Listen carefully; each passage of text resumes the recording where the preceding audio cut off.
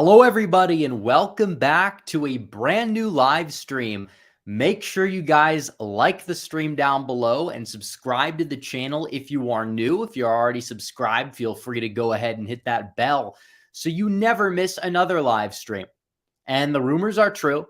It is indeed my birthday, and we are doing yet another annual birthday stream. It feels like we've done one for the past 3 years, maybe even 4 years or so. This could be the fourth one that we've done, I think going all the way back to 2020. So that speaks volumes that we've been doing this for a long time. You know, I started when I was 18. I was 18 years old when I uploaded my first video to YouTube on this channel.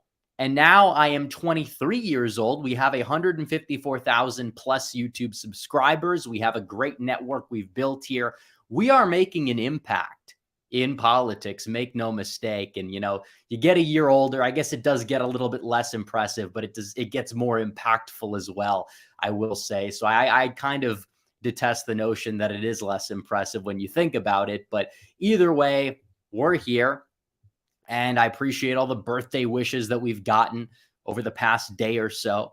And if you guys want to send in a super chat as a present where you get something out of it, you have a question, feel free. I'm not going to hold you to it, but if you'd like, I mean, the button's there, the option's there, and you guys know where to find it. But I will say that we have a lot to talk about regardless tonight. And I'm mainly going to focus on one thing, because Donald Trump is going to be the Republican nominee in 2024. Did you guys see that town hall last night? I did. I absolutely did.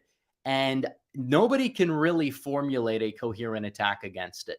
Even the people that oppose him. If they're opposing him, they sound deranged. They sound just like the CNN liberals after the State of the Unions, where they would try to pick it apart and try to find the one thing, hang on to that, and then fail, and his approval rating would rise. And this is definitely something that is more of an appeal to Republican voters, as it should be, because it is a town hall for the Republican primary. But guess what? You look at what happened. He went out there into the lion's den. He's not young anymore. He's not in his, late 60s like he was in 2015, 2016, but he's 77. Doesn't matter. He went out there and he dominated last night, and he proved that he is still capable. He did not use a teleprompter. He did not use a script, but he went out there into a network that hates him and has been vehemently opposed to him for years and years on end. Right after he announced, even, they started to go off a cliff. CNN used to try and pretend to be, actually like fair, balanced, whatever, back in like 2014. Obviously, they were fair and balanced to the establishments of both parties. Trump broke them, and we saw what happened there. And last night, they were the ones coming apart at the rails. And we'll talk about what happened there, obviously, because you had a town hall that was poorly managed, and Donald Trump just took advantage of it. The crowd was loving it. You had a crowd that was handpicked. In the after show at CNN, they got all those people together asking them what they thought of Trump and if this town hall changed their opinion on him, or if they were undecided. Mostly positive from the people that would have actually had a chance at saying that they had a positive view of Donald Trump. And we know they cherry picked their audience for that too. But still, he did a good job. He went out there, and we'll talk about everything. We'll go down the list, and we'll give a little bit of a play-by-play. I'm not going to play that many clips because I'm sure a lot of you guys have seen them. A lot of you guys could find them, and there are a lot of them. But I think that it's important that we still go on and we summarize what exactly went down, because this is a town hall. Do you guys know what a town hall is? A town hall is something where, you may have a moderator or so that's a little standoffish, but the president communicates directly to the voters who are asking questions. And yes, the moderator may ask a few questions. They even can ask a few follow-ups. But for Trump to go out there and have this moderator who used to be like a solid Fox News contributor half a decade ago before flipping and becoming a diehard CNN liberal. I mean, there's many such cases of that, and that we know. But she was going out there, and Trump said it perfectly. She was being a nasty person. She was going out there. I just had this vitriol towards him, was opposing him at every single turn. And it was brutal. It was not a good look for CNN. And Trump got to come out on top, even though he was going out there and he was being himself. And you talk about him being his 2016 self, and it's funny because a lot of like the DeSint people, the DeSantis, diehard DeSantis crew, they're always like, Trump is past his prime and he's also too unhinged. Well, Trump was his 2016 self, but he was also measured. And he had his one-liners that were off the cuff, and they were funny and they were wholesome and it was nostalgic and it was epic. You absolutely love to see him go down the stretch like that and just lay it all out there.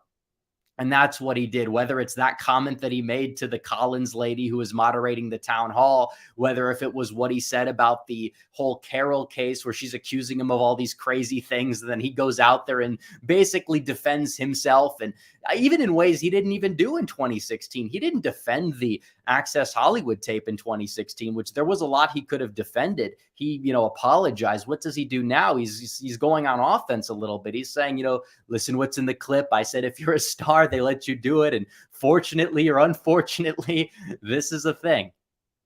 And you just look into the whole thing.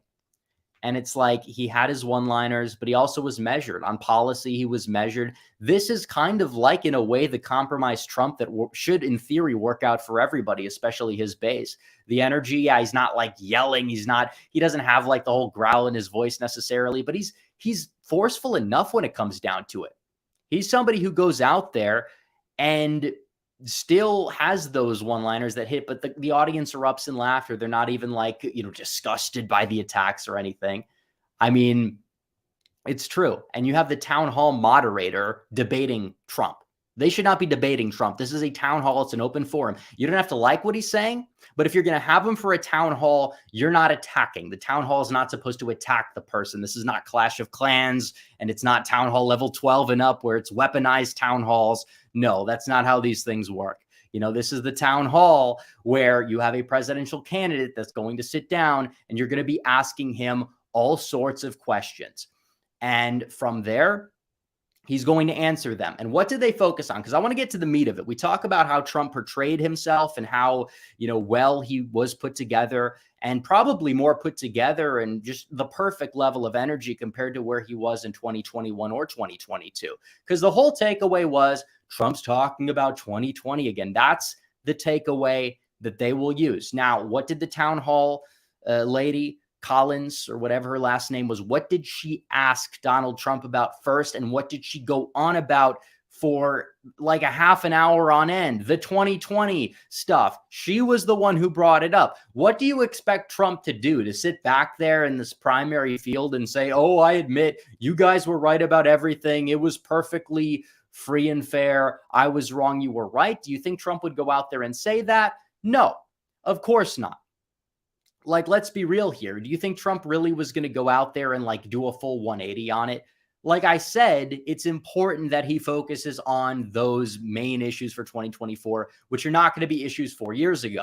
Just like DeSantis running a campaign solely on, look what I did for COVID. That's not going to work because that's not an issue a lot of people care about in the general electorate. You're going to have to focus on what's going on. Foreign policy, which Trump does focus on. His rally speeches, he rarely ever mentions 2020 anymore in his rally speeches. He doesn't really, like if he mentions 1-6, it's going to be to critique the media and how they threw him under the bus for that. And he answered perfectly on 1-6. There's no other way to chalk it up. 1-6 is a losing issue for Democrats. I'm sick and tired of seeing these paid influencers that claim to be on the right, or even some of these populists saying otherwise. Nobody cares about 1-6. If you care that much about it, you're going to be voting Dem anyways. And if the Dems focus on 1-6, if the Dems are the ones focusing on 2020, but you're going out there and you're focusing on the real issues that matter, immigration, we have a border crisis. Foreign policy, are we on the verge of World War III? What's going on there? Biden is weak. He's leading us down a dark path. The economy, which was very strong under Trump, is it really that strong right now? Not necessarily. But you look into it and it's like, where is the winning momentum on in terms of the issues that people care about? It's on Trump's side. If they're going to make the entire election, general election, about 1-6 or even 2020 or some things that Trump has said in the past, it's not going to benefit them. And if Trump is on message, it's going to benefit him. Make no mistake. It is a game of turnout first and foremost. It doesn't even matter in terms of a lot of other factors. We have to build up a turnout machine. We get that. But in terms of what Trump can control in the campaign trail, besides like the whole voting apparatus sort of thing, it absolutely comes down to that messaging. So Trump went out there. He did pivot a little bit on the issue. He was talking about the Twitter files and that sort of thing, which is like what I think he needs to do, because there is proven interference from big tech that needs to be addressed. And that's actually 100% proven, so much so to the fact where the left can't even hide it anymore. The New York Times admits it. Time Magazine admits it. Twitter now, Elon Musk has admitted it, even though he's not a Trump supporter. So you look at all of that, that is ammunition for his political arsenal, make no mistake. And in terms of 2020, if he's asked about that, that's what he should do. He should pivot to that, because that is proven. Everybody knows it by now. And he could talk about that instead of talking about other things that might not exactly be 100% proven in the eyes of the general public, whether people in his base believe it to be real or not. So that's my take on it, treading the waters carefully here.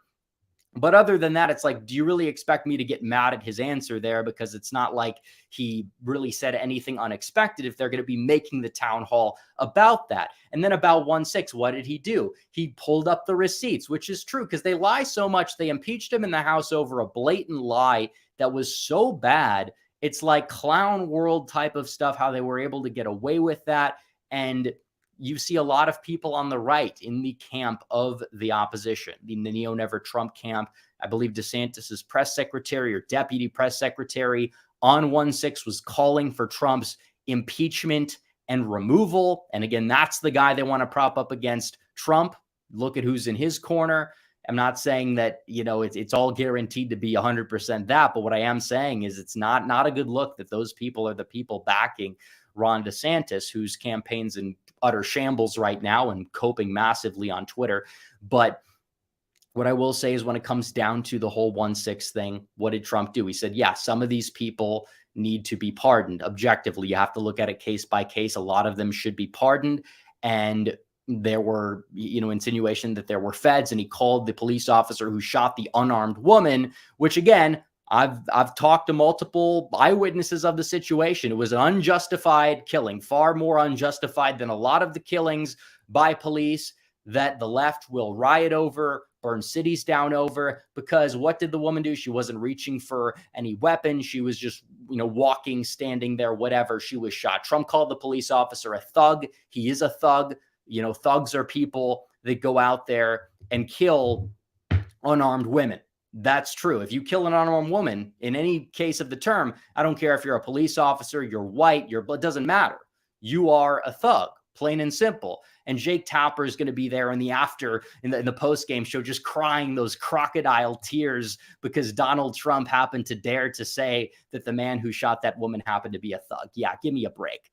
Exactly. And then you have AOC crying about the whole town hall. How dare they platform this evil fascist to spread lies? And it's like, okay, whatever. It's like the time and time again, it just goes on and on, right? These people never quit. They never stop. They're not moving the needle. The more that they just it's just drowned out. And it's like, you think the vitriol for Trump is really that strong right now within the left? I mean, like compared to where it was, do you think that the Trump derangement syndrome vote is going to be as strong as it was even in 2020 as of right now? Like, the left is amped up. Don't get me wrong. They're amped up about abortion. They're amped up about a lot of different things as we speak. But this notion that, Donald Trump is like their number one enemy, he's going to, drive out all the turnout on the left just because he's this crazy guy, doesn't work that way. Not saying the left wouldn't turn out in big numbers, but it's mainly because of the fact that they're competent. They know how to turn out their voters. They're going to do that against Ron DeSantis. Doesn't matter who you put up on the Republican side. So you're going to need somebody who's going to be able to counter that. And I think that Trump is kind of that guy right now, especially in those states like Wisconsin, where you're going to see a ridiculous turnout number happen in Madison and Dane County in 2024. But still, you look at that. What did he do in terms of the allegations of the sexual abuse scandal, which again is totally unproven? He was proven innocent in the court, but they still sued him for whatever reason. He goes out there and says, this woman is crazy. She said rape was sexy, which is what she said. I believe it was on CNN. And Anderson Cooper actually had to cut the interview short. And like when they came back from commercial break, she was like entirely like a different person. She was more measured.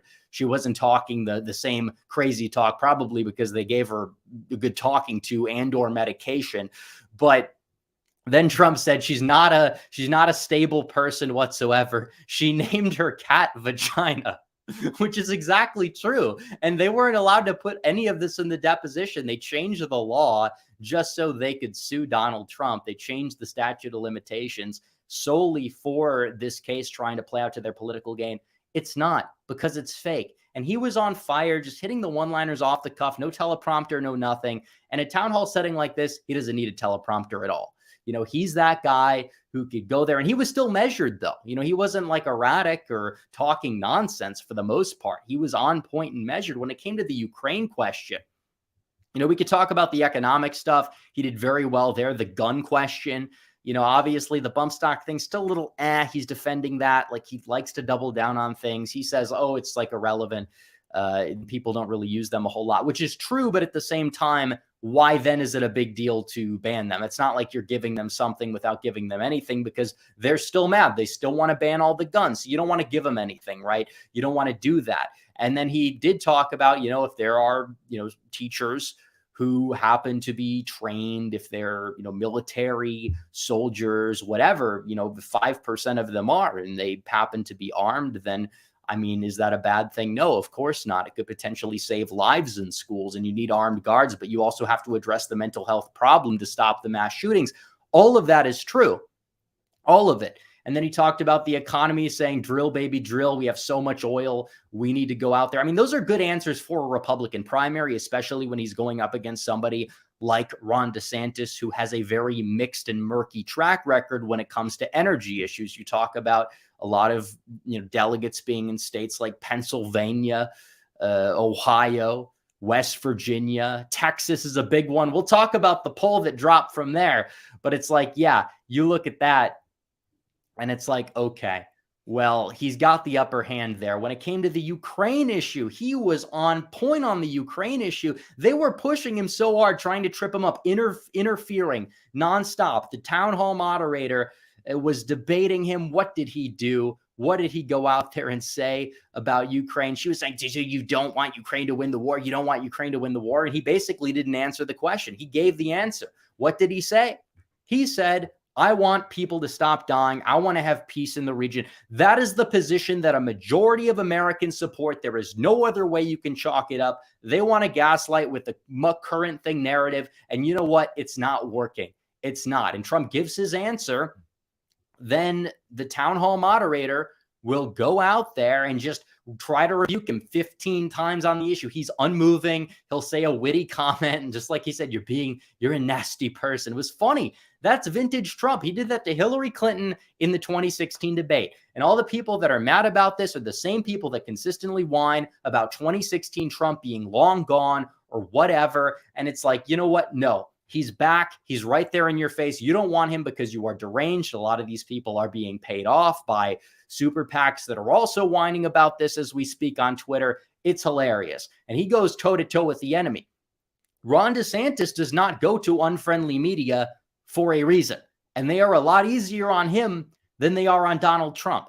Donald Trump steps into the lion's den. He doesn't have these flashcards. He used like the prop, right? But the prop happened to be actual tweets that he used to prove his innocence in that case. So what, like, people are mad about that too. Oh, he didn't have that off the cuff. You really expect him to say at 6:57 on January 5th, I tweeted, quote unquote. It's like, I mean, I could do that. I have a photographic memory compared to a lot of other people. But, you know, Trump, you know, we'll give him a little bit of a leeway there. To criticize him for that is just utterly ridiculous. But when it comes down to other things, like, it was just funny with the debt limit thing. He was like, she's like, why did you support it? Why didn't you support it then? He's like, I was president. Why'd you change your mind? Because I'm not president. It's like everybody's laughing about it because they like him. They like what he's bringing to the table. A lot of people haven't seen him in the media spotlight in a very long time, and he shined for the most part. For the most part, I would say he did a good job. Even when it came to the issue of abortion, he's being careful about it. A lot of Republican politicians are not so careful. He didn't give a specific answer, though, about a federal ban. And he went out there and he said, you know, I support the exception. Some people don't. I understand that, which, again, I understand. I personally, like, what is my personal take on it? Like, I want to work towards ending all abortion because I believe it to be wrong, except in rare cases of life in the mother, right?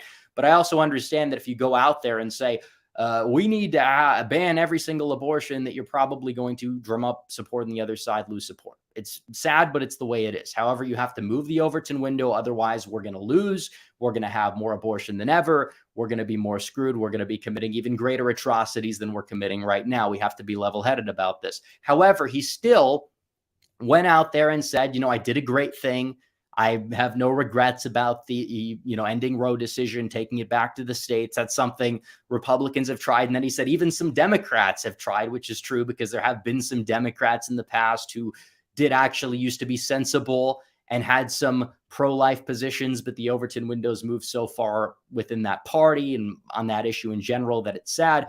But he's going out there and he's kind of holding his ground, and he's saying, we'll see what happens. We'll see what's put on my desk. We're going to use it as a negotiation tool if necessary, and we will get something done that makes everybody happy. I mean, that's what he's saying. And it's like true. It's absolutely true. And you could use that as leverage to do other things as well, while simultaneously working to lower the number of abortions. I think overall, his take on that was decent. It was sensible. So you're looking at everything. I think I covered most bases on that. I guess the one exception would be the border wall, as in other people are freaking out about this. They're throwing a temper tantrum because Donald Trump said, we built some wall. And he did say we finished the wall. It was a little bit of a gaffe, but then he also, in like the next sentence, acknowledged the fact that he has a lot more wall to build. He built 500 miles of wall. A lot of that was replacement wall. That's true. But what difference does it make if you have a piece of wood on the ground, like a plywood plank, and he's building a wall there? That's counting for wall. To undercut that and say, oh, you only built 50 miles of wall, it's just not true. It's very disingenuous that they would make that claim. And to claim that somebody like DeSantis, who was kind of weak on immigration compared to even other Republicans in Congress, is going to go out there and be this warrior that, finishes the wall compared to Trump for some whatever reason, it's just unfounded. There's no reason about that. So you're looking at the whole picture, good energy, great on the issues. There were some traps. He handled most of them very well. They had to cut the town hall short. And you know what? The left was coping. They weren't sitting back there and they weren't saying, this is the end of Trump. He's off message, because they would do that. If Trump made a fool out of himself, you know what they would have said? They would have said like he's unhinged, but they would have also, which I think they did say that, but they would have said more. They would have said he's unhinged. He can't win. It's the end of Trump. This is the beginning of the end. Look at what's going to happen to his poll numbers. They would have gone off. But you know what? They didn't. They were freaking out. They were saying, oh, he's crazy. He's talking about all these things. He's doubling down on all these crazy things, because they know it's working. They know it's going to help them in a primary, and it's not going to really affect the general election. Politics is a game of, it's a game of like weeks, and 1 week it can change. It could be an entirely different political environment compared to the next week. And they know that. And that much is just what happens in this day and age. And I think Trump actually kind of helped make it that way. He's kind of altered the political landscape for years to come. He's had left behind that legacy. I don't think anybody can deny it at this point. So Trump did a great job. He dominated the room. The crowd, which was a CNN crowd, obviously a lot of Republicans there, but they loved it. They did. He answered all the questions perfectly, in my opinion. For the most part, I would say. There were some gotcha questions where it's like maybe you want to change your approach to the 2020 stuff down the stretch compared to where you sit right now, which is different than what his approach was in early 2021 or 2022. Yeah, but the fact that they're focusing all of their energy on that showcases that for the most of the town hall, he commanded it. And there's no reason for them to sit back there and focus their 40% of the town hall on things that most voters just don't care about. Get directly to the people if this is a town hall. Town hall is where you have somebody that speaks more to the people, not speaks to a moderator and has to debate them. and essentially has to try to babysit the moderators so they can just kind of like get them to be quiet and move on. And she consistently was pivoting whenever Trump started to win on a specific issue. So watching that town hall, he brought the energy to a great amount. He was still measured. He still proved that he was mentally with it. People say age. Okay, he's older. And I've said age before as well. And I think it's true. You know, would I rather have Trump be 57 than 77? Absolutely. I would, but it doesn't matter. He is still with it better than most people in general. He's far more with it, charismatically speaking, than Ron DeSantis. Ron DeSantis, have people heard Ron DeSantis speak? A lot of people haven't even heard him speak.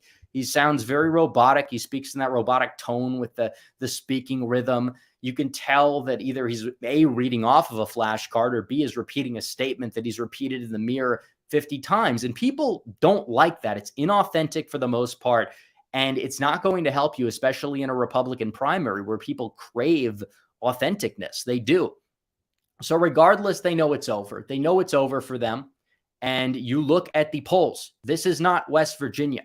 This is not a very pro-Trump state. This is not even Tennessee, Kentucky. This is Texas. This is a state that hasn't been that fond of Trump in terms of the Republicans here compared to other states. But still, he has changed the game here. November, after the midterms, he was losing to Ron DeSantis in Texas by 11 points. He was at 32% in this poll. He finally gets a bounce in January. The midterm stuff wore off. People realized that Rep was right, Trump was right, the A-logs were wrong, the Republican establishment was lying about the outcome of the midterms, blaming Trump. We get that. Then in March, more people realize it. He's up by 16. He's already declared at this point. Then by May, after the indictment, after all these scandals, he's supposed to be an indicted criminal. They basically are trying to frame him as a criminal, outlaw, rapist, whatever. He's up by 40 points in the polls. He is up by 40 points in Texas. Ron DeSantis, is he at 30 in Texas? No. Is he at 20? No, he's at 16%. 16% in the state of Texas. Ron DeSantis, he's falling way back. I mean, Vivek may be passing him in some states at some point. It's that bad. It's that bad. And his campaign, what is their strategy already? It's to employ all these people in Iowa because he has a campaign, a shadow campaign. Now, he'd be wise not to run. He hasn't announced his run yet, but it's hurting him, honestly. And I think that he's sitting back there and he's like, I don't even know if I want to do this. And his people, a lot of them are surrounding him, are neocons. They're like, no, you got to jump in. You got to end Trump. He can't win, repeating the same lie again and again and again. And I think last night proved otherwise, by the way. I really think it did. For a primary campaign, if you want to talk about like, on message, like compare that to even like Trump in 2015 at this point, where he wasn't even in the race then. Like, or like mid 2015, which again, it was awesome because he was going out there and he was off the cuff and it was based or whatever. But if they're saying like being on message is what makes the difference or what matters, I don't think you'd ever see somebody as measured as Trump was last night, but also maintained that edge to him. It maintained that, charm that he has. So keep that in mind. But he's up there 54-16 in Texas. This is a state that is Bush. It's Bush country to a certain extent. Now, a lot of people like Trump. Trump obviously wins Texas in 2016, 2020. He's likely going to win it in 2024. People are like, he's going to lose Texas. No, he's going to win it by around 5. Maybe if it's a bad year, he'll win it by 4. If it's a good year, he'll win it by 6, maybe even more, because Joe Biden is that despised here. The Republican Party here is extremely competent. Same thing goes for North Carolina. He probably wins in Texas and North Carolina. His floor is probably around you could even maybe say 235 electoral votes. What does he need to add? Wisconsin, Nevada, Pennsylvania. Or maybe you could say instead of Pennsylvania, he could get Georgia and like Arizona, but Arizona is going to be a tough nut to crack, in my opinion. I'm not saying Georgia's gone. Depends. He's got beef with some of the Republican leaders down there in Georgia. That's going to be interesting to see how it plays out, but that could be mended with one phone call. We see how these things work in politics. I mean, it happens time to time. People come together. They see one thing Biden does. A lot of these pro, like only DeSantis people right now that are tweeting on Twitter that are like just insane when it comes to the prospect of Trump winning the nomination, which he's already basically got locked up already. But it's like these people, when Joe Biden does one bad thing after Trump already wins the nomination, they'll be tweeting reluctant support of Donald Trump. That's how this stuff works in politics. He's going to win 90+% of Republicans again. He's probably going to do even a little bit better. One could even say with independents than he did last time. He lost independents by like 15 points in 2020. And he was still 43,000 votes away in 3 states of the presidency for a second term. You don't have to win independents. John Kerry won independents. Obama lost them in 2012. Trump he didn't even get a majority of them in 2016. He got a plurality. A lot of them went third party. So there's a lot at play. A lot of it does have to deal with turnout. You have to turn out right-leaning independents. A lot of them stayed home in the midterms. That did not help out Republicans whatsoever. He's up in every single mainstream poll. When you look at the Electoral College with trends, he's, worst case in a poll, he's down by 2 or maybe 3. And we know polls are not that accurate, but at the same time, in 2022, polls at the national level, just like polls in 2018, 2016 at the national level, were pretty accurate. And I can't fathom a year where Trump goes out there and he wins the popular vote and loses the Electoral College. I just can't see it, especially given how Trump has different unique strengths compared to other Republicans. And if people are going to be like, his candidates didn't do well here and there, it's like there's reasons for that, but they didn't do well in 2019 in a lot of deep, deep red states. And you know what happened? He won them all by ridiculous margins the next year. So there's a lot more to it than what they put out. There really is.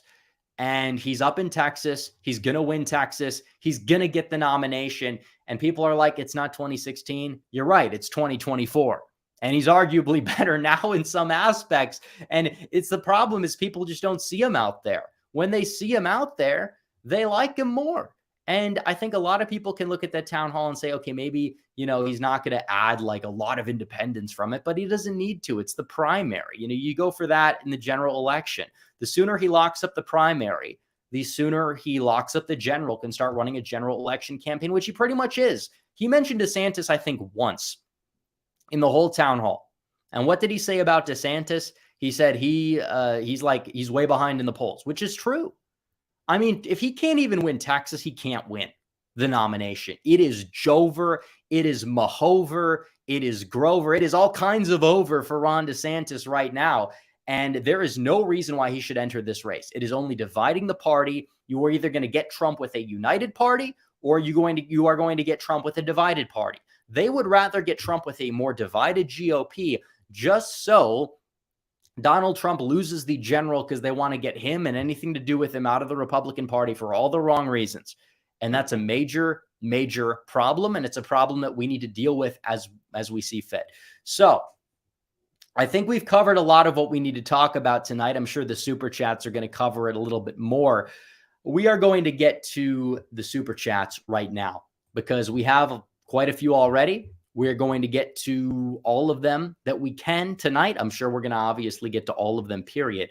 But if you guys want to send in super chats, feel free. It is my birthday. This is true for at least another hour and a half, more than that, where I'm at.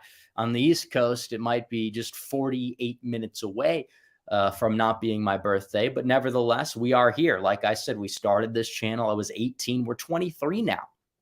And it's very impressive what we've been able to do and what we've been able to accomplish and how we've already, in a large way have affected political discourse. Make no mistake. There's a lot of things out there, a lot of terms out there that wouldn't exist if it wasn't for me. And I'm not just saying that to, do this grandstanding thing. Like I'm astounded at it myself as well. It's kind of impressive that we've been able to do this. It's not just about me. It's also about all of you as well. So I thank you guys. We didn't really do a channel anniversary stream this year, but I guess this can kind of double as that as well, because, we had our 4-year anniversary. We'll do something big for the 5-year, which will likely be ahead of Donald Trump's primary victory and potentially general election victory. And if that's the Trump we've seen, go out there, post some W's in the general. And if anybody wants to say, oh, he answers these questions about 2020 bad, it's like, Okay, well, whenever Biden goes out there and talks about how we need to like send unfettered aid to Ukraine, or he goes out there and talks about Mo 16 or whatever, that's going to hurt him too. Because the voters that are swayable care about the issues. They care about immigration. They care about the economy. They care about foreign policy. And even if Trump may have, oh, he didn't do this or he didn't do that, Biden's making it a lot worse, to the point where he's going to be able to go out there and say, we did this, we tried, we're going to do this more, we're going to change this. Remain in Mexico policy from Trump was a great policy. It was taken away by this administration. Just getting someone in there to reinstate that is going to get you in and of itself those voters that care deeply about immigration. Yeah, maybe he doesn't finish the entire wall, builds another 500 miles of it. That's a good thing. It's an absolutely good thing. So a lot of the haters are just coping. They are coping massively. There is no path to victory for Ron DeSantis in a Republican primary. There's only a pathway to end his political future. And that's not because, oh, the Blumph people are being cultists. No, it's because you people are being petty. That's why. And it has nothing to do with, oh, you just only like Trump, this, that, and the other thing. Instead, why don't you analyze why people only like Trump? Why don't you look into it? Why don't you understand that you people are just disastrous when it comes to messaging and all this other stuff, to the point where Trump, even if you want to point out, oh, he didn't do this or he didn't do that, still has a majority of the primary vote in Texas. And if he has that much of a primary vote share already in Texas, he's not losing Texas. There's no way. He could win it by Ken Paxton margins. Ken Paxton was somebody who was under fire, had all these scandals. He was much a hardliner, tried to, overturn 2020 even. And he's somebody who went out there and won by a similar margin to Greg Abbott, who happened to be this, more establishment type of Republican Bush type of governor. So you look in the whole picture of it, it's like we're taking Texas, we're taking North Carolina, we're taking Florida, we're taking Ohio, we're taking Iowa. Now we got to go and chase those ballots in Nevada and Wisconsin and Pennsylvania. And yeah, stay on message, do what you got to do. But if this is the Trump we see down the stretch, and you're probably going to see him be even more of an improved version of what you saw, that was raw Trump in front of the Lion's Den, folks. I mean, let's be real here. He can do this. I'm not saying it's guaranteed. I'm not saying we don't have to work for it, but can he do this? Yes. If you are saying he can't do this, you are lying. You are completely lying. They're underestimating him again. And you have a unique cast of characters doing so, and they are all likely, like I said, being paid. So Steve Cortez goes and he writes a news article in Newsweek, an op-ed supporting DeSantis. He supported Trump a few months ago. He goes on TV. What is the first thing he mentions? Never back down PAC. What is that? A super PAC that is paying him to support Ron DeSantis. And it's not going to work. His own daughter is laughing at him on the timeline, liking tweets against him, throwing shade, posting pictures with Trump. It's like, yeah, interesting. Maryland DeGotti83 says, happy birthday, Rep. My birthday's in 10 days. After yours, I'll be 23. Well, welcome to the club. You're 10 days late. Cameron Campbell says, I just turned 20 this past Saturday. Happy birthday. Well, thank you. And happy birthday to you and the previous super chatter as well. A lot of similar birthdays in the May realm. It's true. It's true. The May realm, Taurus gang. I'm very stubborn in the fact that I reject astrology completely. I will say that's the one true thing about the whole astrology thing and the whole, I'm a Taurus. It's like, yeah, I am very stubborn. I'm stubbornly rejecting horoscopes and astrology and all that. But yeah, that is true. Walker Barajas with 50. We love Walker, don't we, folks? Happy birthday to a real one on gang. Thank you, Walker. Much appreciated. Christopher Laurie says, Trump is winning because our political and media system is a joke and he rightfully treats them what they are. Exactly. He points out the fact we have a broken system. Even if he doesn't drain the swamp, even if he doesn't, which he should and likely will make more progress on now because he knows how to navigate it better. Even if he does not drain the swamp, he casts doubt from just a real man's perspective on the institutions and how they fail the American people on a day-to-day basis. And no politician has done it the way he's done it, which is what makes him so unique and special. And he makes the American people in many cases feel special, which is why he's so successful at what he does. And that much is true. Let's see. Cameron Campbell says, I'm a Utah voter. Can you make a video about the Senate race? Who will be a great replacement for Romney? Well, I think it'd be Reyes, the attorney general, that seems solid. Some people will say Jason Chaffetz. I'm fine with whoever. Just get me somebody who's going to be solid. Ideally, somebody who's like even better than Mike Lee. But you're going to need somebody who can go out there and defeat Romney. It's not going to be easy. He's going to have Democrats crossing over for him, voting for him in a primary. The tactics these people use are downright disgusting. They are. And we need to combat them effectively, and we need to just ostracize Romney. There is no room for him in this Republican Party in this day and age. There's not. And it's not like he represents Massachusetts, because, I mean, like, it's like now everyone's talking about Charlie Baker. I even said a couple weeks ago, Baker could actually give Warren a run for her money because she's that bad and people know it. But he'd like have to run as an independent. And if he does that, I'm fine with it. You know, he's not subverting the Republican Party. If he does that, you get rid of Elizabeth Warren. It'd be funny to see her lose, whatever, one less, you know, person pushing the Overton window. But Romney's not, you know, running in Massachusetts. He's running in Utah, where the only ties he has to Utah is the church that he's a part of. And that's that. That's not even meant to disparage Mormons, as, you know, as much as I may disagree with them on religious issues and things like that. But that is just the truth. He really is a carpetbagger. There's no reason why they should have even elected him. And then on top of that, he's horrible on most issues. And he goes out there, votes to impeach Trump twice for no reason. He's just a nuisance. He voted for Ketanji Brown Jackson. It goes far beyond the whole Trump stuff, but that is a large part of it. You know, if you're somebody who sat on the sidelines in the general election in 2016 and was completely fine with Hillary Clinton winning, and then had a burner Twitter account that you would use to A-log Donald Trump, and you would also go out there and like tweets that were supporting Hillary, probably, you know, some people think he voted for Evan McMullin. He might have actually gone out there and voted for Hillary for all we know. And there's no room for anybody like that in the GOP, especially. It's not like he changed his mind or had an epiphany. You know, I know J.D. Vance was opposed to Trump in 2016, but, you know, he had an epiphany, converted to Catholicism, has been much better on the issues ever since. Romney is as worse on the issues as he's ever been. And that's a problem. Jonathan Williams says federal judge has blocked Biden from releasing migrants without court dates, according to Fox News and Reuters. Thank God for the remaining good judges. That's true. And Biden's been appointing them like crazy. Like we said, Trump appointed them like crazy. That was good. Biden's been appointing them like crazy too, and that's bad. And a lot of Republicans are signing off on it. A lot of Republicans didn't even sign off on a lot of Trump's judges. You know, you had Tim Scott. And people are always like, why are you criticizing him? Like, you must hate black people or something because you say a negative thing about Tim Scott. But it's like Tim Scott was going out there and opposing a lot of Trump's nominees in the Senate because, he said they were racist. It's like, yeah, I wonder why.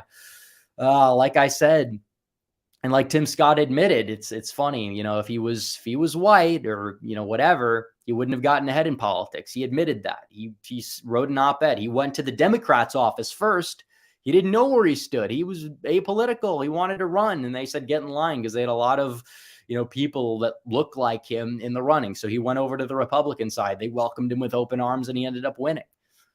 And it's like, okay, like I said, McDonald's. If that wasn't going for him, McDonald's. Just like Trump. If Trump said this himself, if I didn't save DeSantis, not just in the primary with the endorsement in Florida, but in the general election in 2018, which he did, he sent down his people, which are now ironically opposed to DeSantis 2024, DeSantis would likely be working at McDonald's. Obviously. I mean, maybe not McDonald's. And obviously Tim Scott wouldn't be at McDonald's. He'd be like an insurance broker or whatever he was. And DeSantis would be like an attorney or something like that. But it doesn't matter. It's the same concept. You're not in politics. What difference does it make if you're a CEO of some company or you're working at McDonald's? This is all that matters, is taking back the country. If you are in the political realm and you lose, you're relegated to McDonald's level type stuff. Unless you're like a lobbyist or a major donor, which DeSantis wouldn't be and which Tim Scott wouldn't be. So Tucson PaleoCon for 2 says, happy birthday, Rep. Don't spend it all in one place, friend. I mean, you're sending $2. I'm probably going to be spending that in one place. I can't think of a transaction off the top of my head that costs less than that. But nevertheless, it is appreciated. I'm not knocking the donation. I am knocking the caption there a little bit. But I know this guy, so I can do that. It's cool. Sergeant Willie says, my birthday too, 63 years young. Well, happy birthday. A lot of great people were born today. this is true. May 11th. I mean, I'm not gonna pull up the list, but there is a list out there. A lot of people were born today. Jonathan Williams says, Gen Z is going to mess it all up because of influencers and because they can't stand mean or firm words from a strong leader. Well, I think that in terms of Gen Z, there's a lot of untapped potential. You have a lot of disaffected people in Gen Z that are like somewhat sympathetic to right-wing ideas, or they're anti-woke or whatever. But it's like, yeah, I mean, there is a problem that you do have to deal with within that. But these like TikTok influencers and all these people like the Harry Sisson guy and the Dash Dabrowski and all these other people, like they're just so bad and insufferable. I think that they probably help Donald Trump among this age group. I really do. Brett Blankenship says, Trump Robinson, a winning ticket. I think Robinson needs to be governor of North Carolina. I think he's going to have his time to shine. I love Mark Robinson, but I think that Trump is going to have to pick somebody who can like broaden the appeal a little bit. And I'm not saying Robinson can't even do that, because he can, but he needs to go be a statewide elected official other than lieutenant governor, go to the governorship, shine there. Maybe he'll run in 2028 or be on a ticket then. We'll have to see. Aaron Ratliff says, today's also my birthday. I'm 1 year younger. Well, happy birthday to you. Appreciate the super chats. Binder News says, every day I become more sure of a Trump win. Well, in a primary, he has it locked up. There's no way around this. Ron DeSantis, he could spend $200 million. He could spend $500 million. Spend whatever money you want. Donors are going to back out because they know he has no chance. Donors are not going to support people that don't have a chance. And the only cope is he can't win the general. Folks, he's already got 235 in the bag. He has to go on offense in 3 states and win. It is possible. Biden is not liked. He's less popular now than he was then. Trump is not ridiculously less popular now. The popularity he's lost has largely come from a lot of these DeSantis people, which will crawl back on their hands and knees and end up voting for him at the end of the day, more likely than not. And I tell people, don't disparage the voters. You can attack the politicians all you want. I will disparage the influencers, though. I will disparage the paid DeSantis shill army. I absolutely will, because the way they act and the way they behave, the doxing, the just mindless shilling, the lies, the blatant conspiracies that they come up with on a daily basis is insane. And I will disparage those people. Your average boomer who's like, yeah, maybe Trump is like old and DeSantis is younger and DeSantis is not as polarizing. Flawed reasoning. We could talk about it, though. We could talk about it. It is flawed reasoning.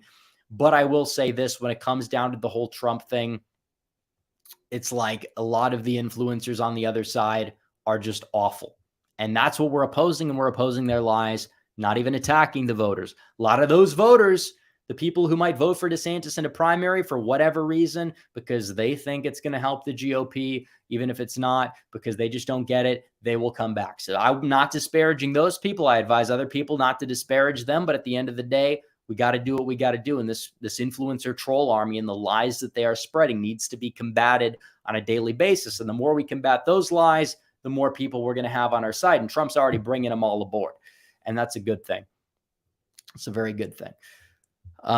Let's see. Mr. Jimmy says, reaction if Trump wins 306-232. It's not, I can't see the map looking like that, like 306. The math isn't there because they redrew the map.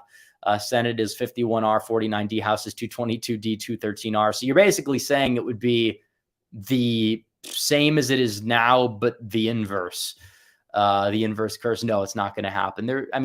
Technically the inverse curse was real for the House in 2022, wasn't it?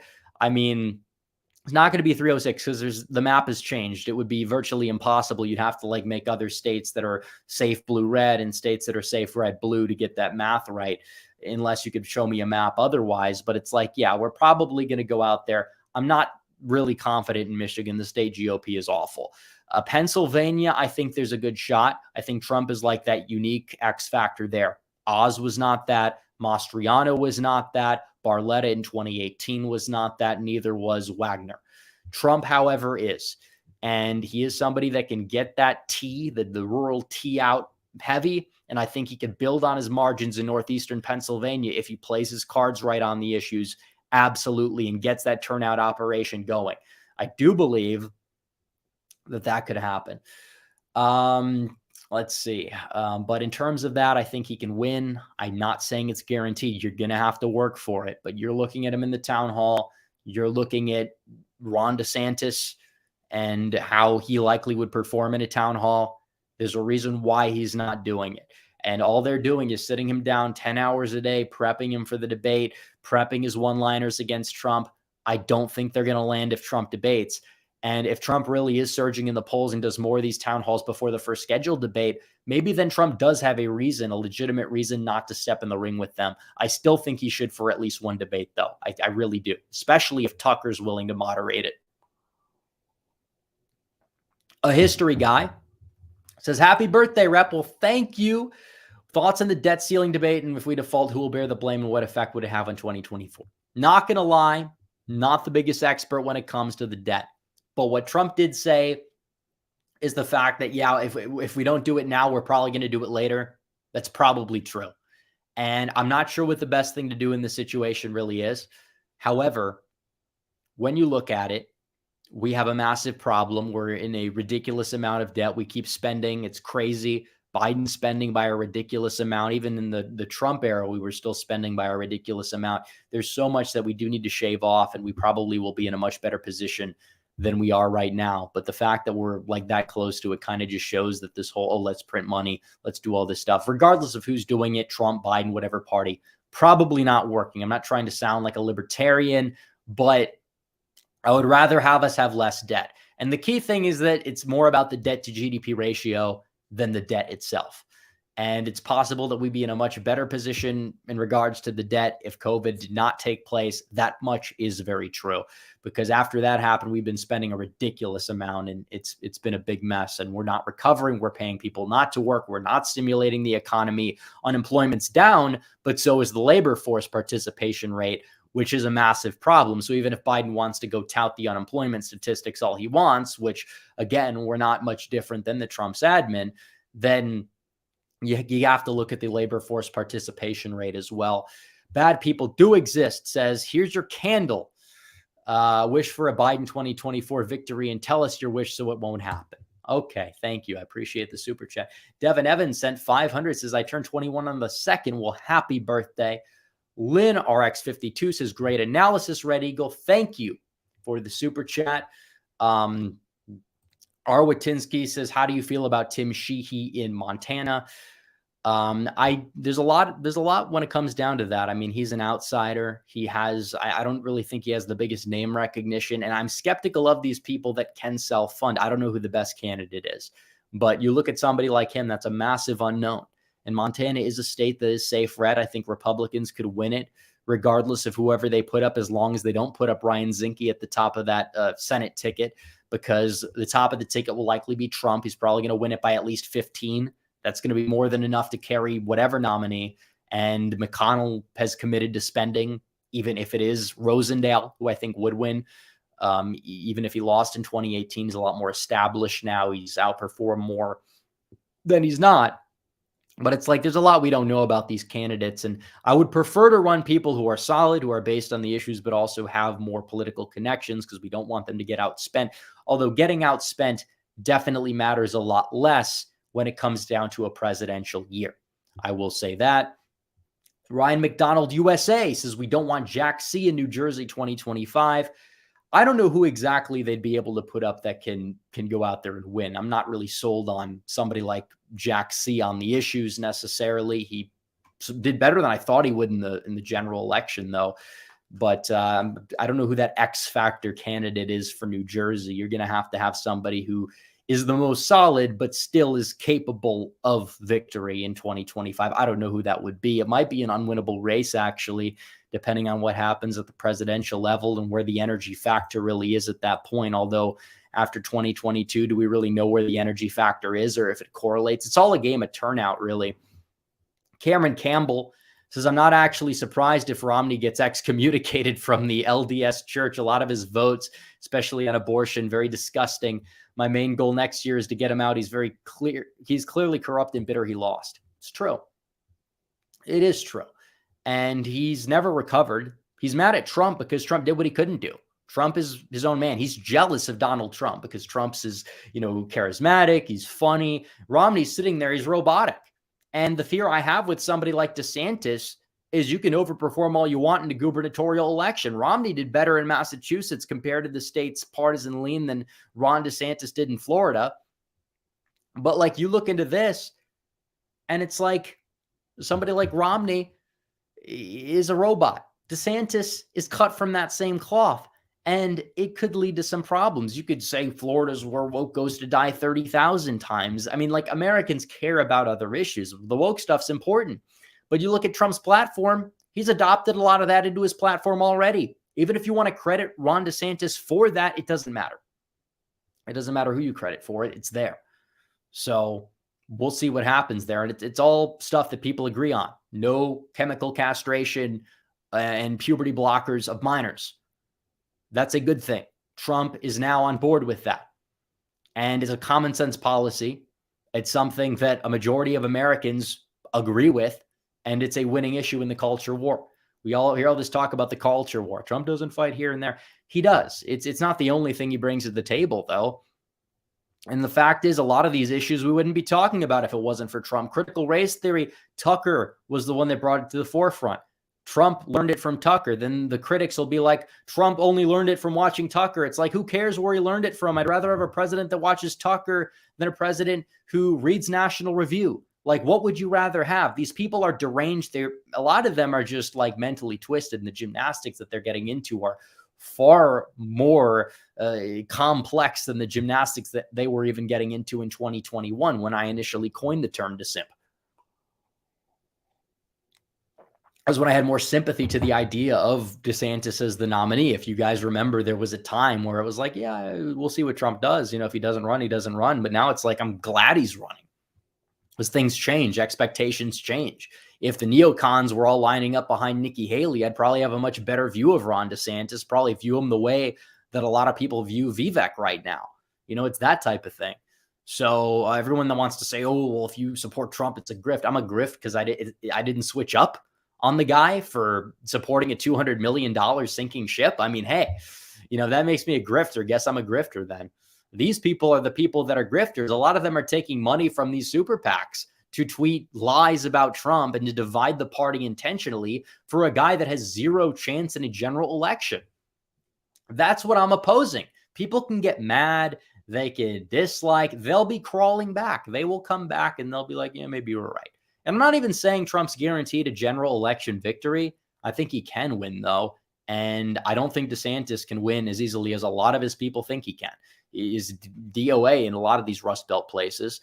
Turnout does matter. We saw that in 2022. DeSantis is a lot more like Oz and Michaels than he is like Trump. I mean, the same like generic R type of vibes. They don't go well in those places. Yeah, it may help you in a place like Georgia or Arizona. But even then, he's not guaranteed those states. Trump's not guaranteed a loss in them either. Both would win Texas. Both probably do lose Michigan, New Hampshire, Minnesota, Virginia. But it's like Trump's ceiling is higher, even if you think his floor is lower. And that's objectively true. So John Waffle, H2P, says, happy birthday. Thank you. Do you believe in Senate term limits so that we have 90-year-olds destroying states?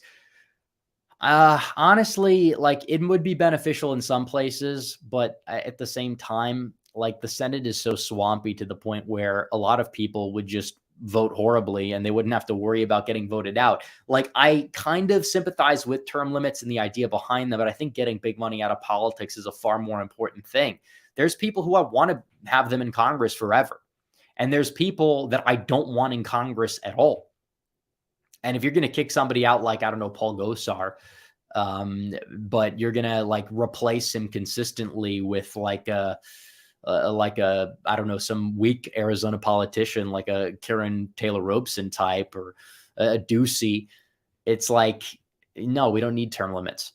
And some people are going to get mad at that, even on like the populist side. But I'm trying to think logically here. Like I'm not fully opposed to them, but I also don't think it's going to drain the swamp. There's a lot to it. And there's a reason why a lot of establishment politicians over the years have sympathized with term limits. Kevin Clayton says, if Trump ducks out of the debates, I'm legitimately not voting for him. We don't owe him. He has to prove he's still better if he wants it. Well, this mindset is something that I understand why people have, because he has to go out there and debate. He doesn't have to do 30 debates. He just needs to do one debate. And I think he should. I do, because he has to go prove it. And I'm sure he's obviously going to debate Biden and all that. Like they were saying horrible things like about 2020 in terms of historical accuracy. It was awful. They're like, oh, Trump was scared in the second debate. He had COVID. Like he could not debate. I think he wanted to debate and he couldn't. And it didn't help him that he couldn't. The third debate, which is technically the second debate, he just destroyed Biden so badly. Biden was sitting back there and was like, oh, well, just because he won the debate doesn't mean he's going to be a good president. Like, that's basically what he said. He didn't say it in those words, but he meant that. So it's like, yeah, he's going to have to prove to us. I agree. Everybody has to keep everybody in check. I've kept Trump in check many times, but at the same time, like, even if he doesn't debate, I'm still voting for him. I'm still going to tell people to vote for him. If you're at 80% and somebody else is at 20 at that point, like if he's clearing that threshold, like, yeah, I'm not like he shouldn't even like, should he even debate at that point? Like, I don't know. Town halls are good because you're putting him against Biden. And like, that's the key thing. He was going up against Biden in that town hall. He wasn't going up against DeSantis. He wasn't going up against Nikki Haley or Mike Pence, which again, that might be their insurance policy, because if DeSantis is really falling that bad and doesn't like jumps in and fails miserably, like they're going to start to promote Pence because they're saying Pence might run. And I don't think that's going to go over very well either. And Pence is somebody who, my critiques of him aren't even stemming from January 5th, 6th, 2021. You look at what he says on foreign policy. You look at what he says when it comes down to the whole Ukraine conflict. He's saying we need to go in there, take Putin head on.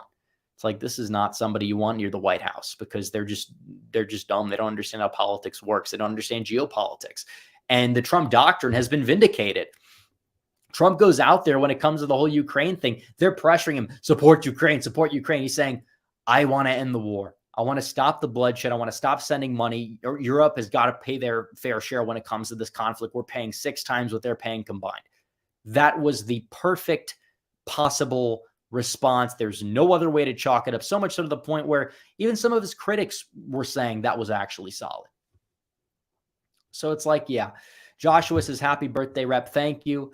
Ike's Political Minutes is what healthcare policy should the GOP pursue?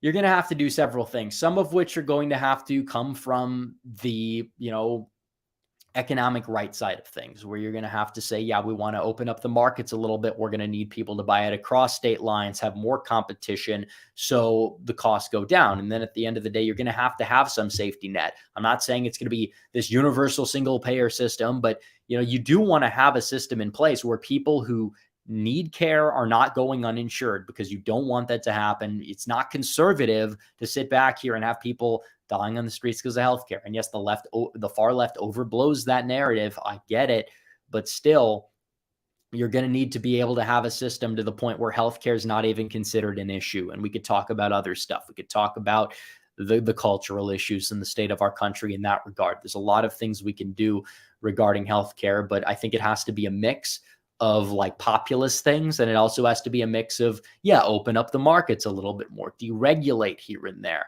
do what you got to do. And have a plan that goes out there and works for everyone, pretty much. Cameron Campbell says, I think with Gen Z, we're just uneducated. I think the best thing to do is show how crazy the left is compared to us. It's worked with my friends. Well, that does work, but it can only go so far. Oh, the other side is crazy. True. But at the end of the day, you have to bring something to the table yourself. You have to actually provide something for them. And the same thing goes for the college stuff. College costs are out of hand. Do I support free college? No, of course not. And it's like you have this dichotomy. You can't cede these issues to the left. You can't do it because they are gold mines if you do this properly. How much money goes to these departments and colleges? Just get rid of gender studies completely. Get rid of all these programs that are useless, that provide absolutely nothing to society and raise college costs. Get rid of all the diversity board, all this red tape, pronouns day orientation, all that stuff. Cut it out. Get rid of it. It's useless. We don't need it. And on top of that, you have all these clubs. Oh, well, the Chinese club is asking $15,000 so they could buy some instruments, and then they give them that money. It's like, no, you don't need $15,000 to buy a pair of cymbals.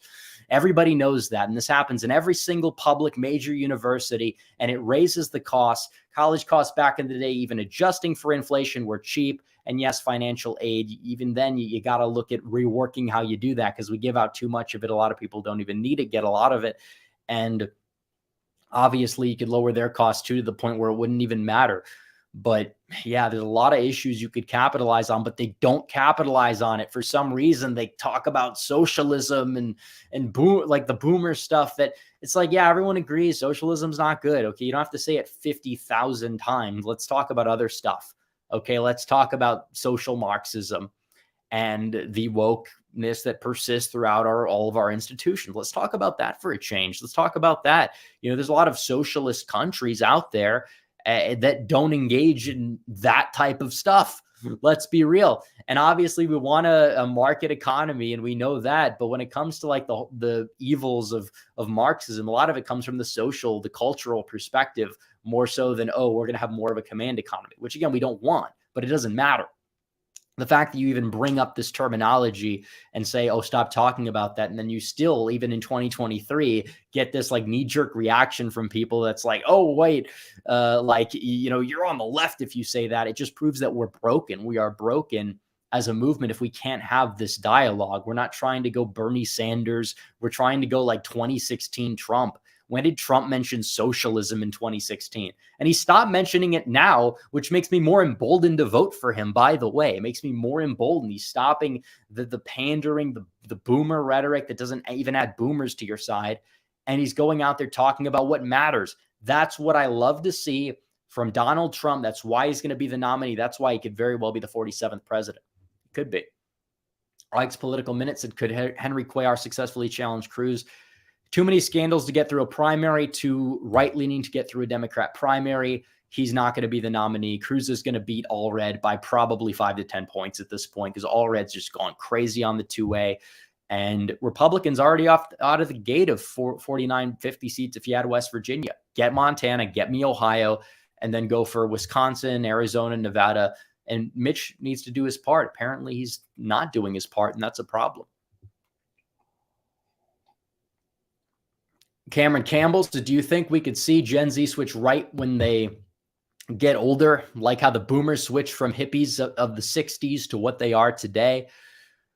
I mean, it is true that like millennials have actually over time since 2008 been voting more and more Republican. I think in the 2020 election, like the age group like 35 to 40 or something, which technically are like the older millennials, only voted blue by like 6.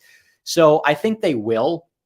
But the question is by how much? Because people, yeah, they get a job, they start paying taxes, they tend to be voting more right wing, but by how much exactly? And there's such control on social media by the left. It's such a good thing Tucker's coming to Twitter, actually, in a way. And it's not exactly going to reach as big of an audience, one could say, or the same audience, but he will have this ability to seem likable, be more authentic off the cuff, and talk to tens of millions of people instead of whatever people are watching Fox News at the given moment, because a lot of people don't even see the highlights of Tucker. Now they can just watch the whole thing from their Twitter app. So this all plays into it. Cheese says, happy birthday. Thank you. A Mark Robinson, Josh Moon anti-trans pro-internet freedom ticket would be base. Perhaps the Dems would put up Zooey Zephyr and AOC. I don't know who some of those people are, but I don't know, maybe 2020, 2032. Who knows who's going to be in the mix, right? Who knows who's going to be in the mix? Base Cato says, happy birthday, Rep. Thank you. What was your favorite shitlib cope on Twitter last night after they had a meltdown over the Blum CNN town hall? It was probably that one influencer from the DeSantis camp, not even a shitlib, because I didn't really see any shitlibs melt down, who like has this AI generated PFP, like the Culloden Free guy who's like supposed to be their like African-American outreach, whatever, like influencer. It's probably not even a real person, probably like AI generated. And he's like, Trump is racist. They're all racist for cheering for Trump because he called the police officer who shot the unarmed woman a thug. It's like, if you shoot an unarmed woman and it's not even like a case where like it's BLM level case, you are like, there's no other way around it. She was unarmed. She wasn't charging. She wasn't doing anything at the time.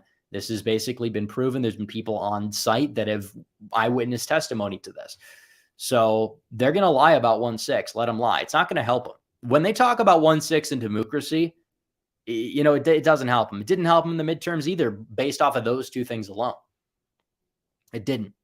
Like nationally, like that Biden going out there insulting all those voters didn't do enough to energize Republican turnout, but like those issues did not help Democrats. And if Trump is at the top of the ticket, they will energize Republicans because he can go out there and say, look, he has this contempt for the American people. Look at what he's talking about. He has just go through the whole thing where he's saying these evil MAGA Republicans, these are backward people. Like that's Trump's base right there. All Republicans for the most part are MAGA Republicans at the end of the day because they will come home and they're insulting you. They're insulting your kind of voter pretty much. Benson X says we should watch Erie County on election night with Trump 2016, Biden 2020. Also keep Allegheny below 60% down. Yeah, and Erie County is a county to watch for sure. I mean, that is like the bellwether in Pennsylvania. Okay, we have a moth. We have a moth in the studio circulating around a little bit here. That's a first, but it's true. Erie's a bellwether. Whoever wins it likely takes Pennsylvania. Not for certain, but I think that, Trump, if you get that operation out there, you can get it. You really can. That is true. Let's see. A lot of super chats. We're getting to them all, folks. We're not ending the stream early. We're going to get to all of them. So if you guys have more, feel free to send them in. I'm not going anywhere. Nick A says, if Republicans were to control 2 of 3 branches in 2024, what do you think they would be? I think the best chance is presidency and House. The fact you're missing the Senate is huge because that map is super easy. McConnell could drop as many balls as he wants. You're still probably retaking the Senate. You just have to win one of Ohio and Montana, where Trump has done better in than historic Republicans and has ridiculous coattails when he's on the ballot. That's what it comes down to. He has to be on the ballot. If he's not on the ballot, like the midterms in Pennsylvania, he's not on the ballot. Looked exactly like 2018 when he was not on the ballot, but you saw 2020 in a bad year for Republicans. He's on the ballot, trended right. Now, Republicans have a problem on their hands because they're going to need to win those states in 2028. And they're going to need to do so with a turnout operation. They got to find a way, lay the groundwork down in 2024, use it to help you then, and then build it even stronger for 2028 without Trump. But I would go presidency and Senate. I think the House is 50-50, but I think the House likely goes with the presidency. It depends what they do in redistricting. It really does. Matthew Pacheco says, happy birthday, Rep. Thank you. Thoughts on Ramaswamy's plan to raise the voting age to 25. Also thoughts on Frank LaRose entering the Ohio Senate race. Not really sold on him, but he's a hell of a lot better than Matt Dolan. I can tell you that much. I'm undecided. My preference is Warren Davidson. We'll see what happens there. But I mean, we're not going to raise the voting age logistically. I think Ramaswamy is somebody who's like the Republican Andrew Yang. Like he's proposing all these things that are not really talked about a lot, except for like circles like these maybe. And it might be beneficial to add to the discourse. And maybe in the future we could see it. But I mean, in theory, it'd be better if the voting age was 25, but I just don't see it happening. And it's funny because you have the Dems, they want to raise the age to get a firearm to 21. And it's probably going to be then, if there's going to be a 22-year-old mass shooter, they're going to raise it to 25. And then they're going to raise it to 30. But they want to raise the voting, or they want to lower the voting age to 16. Then it's going to be 14. Then it's going to be, oh, you're born, you can vote. Or even if you have a baby on the way and you're a Democrat or you're like black or whatever, or you're a woman or you're poor or you're Muslim, like whatever group votes for Democrats, they're going to say, oh, then you get an extra vote. Like that's how it works. They're going to say, oh, it's reparations, right? You get this extra vote. That's the end game. People can say it's not, but in 50 years, they'll look back and they'll be like, oh, this guy knew what he was talking about. We called him crazy at the time. No, yeah, go figure. But I don't know. It's probably not going to happen. Brian Watson with 50. Thank you for the 50. Says, happy birthday, Rep. Thank you. Can you elaborate on Arizona? You'll say it'll be more difficult to win in 2024. I had high hopes for the state becoming Florida of the Southwest politically, but we fell short in 2022. What is your guess on the political trajectory? Well, there's a lot we don't know. And honestly, it's not looking ideal because of what you have there. You have a governor who's insane in Katie Hobbs, and she hid in her basement and was able to get away with a lot. And, Democrats know how to work the system. Republicans don't know how to work the system. They lose, and that's an issue. So we'll see what happens. I think that Michigan's difficult because of their leadership, and North Carolina is now easier. Texas is easier. Florida is easier. Even Georgia, I think, is easier. I'm not saying it's guaranteed or it's going to happen, but I think it's easier than it was going into the midterms, even though I thought Republicans would win. But I don't know. It really depends. There's so much we don't know. Like, we thought Wisconsin would be hard right by now, and now that's in question. Arizona, the left probably thought Texas was flipping. Now it's not. So we'll see. I think it's winnable. I think it depends on where the momentum is too. But who knows? We gotta work our magic there with our own vote operation. Chase those ballots early, get it out. Peter Dukas is a big fan of you, but I don't like Trump anymore because he's hitting Big Ron from the left, and he probably would rather have Biden win than DeSantis and Youngkin. I don't know if that's true. I don't really know if that's true, because then you could just say, well, the GOP establishment would rather have like Trump lose to Biden, but they actually would. Trump probably would endorse whoever the nominee is, but it's not going to matter. Hitting Big Ron from the left like he has, I guess, on like the Disney stuff. But even so, on the Disney stuff, why don't we look at Ron's record on that? Like, has he made Disney less woke? No. Its stock is down, but maybe that's just because they are woke and people don't like it, or because the economy is such in shambles, nobody's going. So I don't know. Manny says, did Indiana make a mistake by reelecting Senator Young? Well, he never had a primary challenger. That's the thing. And it's hard to primary out these senators. But yeah, he's not one of my favorite senators, to put it lightly. Sam Madsen said, I have an idea for Trump and Republicans that no politician has ever proposed or talked about. Make a plan to lower the cost of car repairs. And it's issues like that can win you an election. It really is. And that's like the JD Vance stuff. He's doing bipartisan stuff, but it's not like bad bipartisan, as in the bipartisan that they come together to screw the American people. You have the stupid party, you have the evil party, etc. No, this is like, oh, he's going to work with some some random Democrat to lower the cost of this thing or that thing. And he could posture it as, oh, he's getting things done bipartisanly. So it's like, oh, he's the moderate, even though he's one of the furthest right politicians that we've seen in a long, long time, right? But he's sensible. And it's that type of stuff that can win you elections. Absolutely.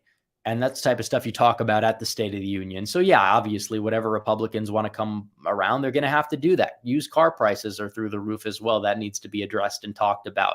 I could probably sell my car for more than what I got it for right now.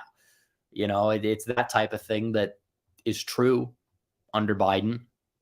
It's not a good thing for a lot of people unless they're trying to sell a car. They're going to get more than what they initially thought. But the people that are trying to buy it, doesn't work the same way.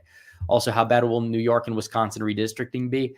Republicans might not even lose a seat in the Wisconsin, chamber of Congress. Now, it's going to be brutal for the state legislature.